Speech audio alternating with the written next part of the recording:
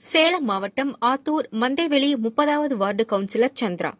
இவரது கணவர் ராமச்சந்திரன் திமுக வார்டு செயலாளர். அதே பகுதியில் மளிகை கடை நடத்தி வருகிறார்.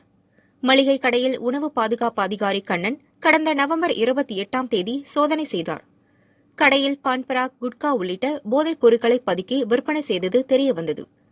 ராமச்சந்திரன் மீது வழக்கு பதிவு செய்தார். கடைக்கு சீல் வைக்க முயன்றபோது திமுகவினர் மற்றும் உறவினர்கள் கண்ணனை சுற்றி வளைத்து சிறைப்பிடித்தனர். போலீசார் கண்ணனை மீட்டு அனுப்பி வைத்தனர். அதிகாரியை திமுகவினர் சிறைப்பிடித்த சம்பவம் பொதுமக்களிடையே அதிர்ச்சியை ஏற்படுத்தியதால் நீண்ட இழுபறிக்கு பிறகு உணவு பாதுகாப்பு அதிகாரிகள் கடைக்கு சீல் வைத்தனர்.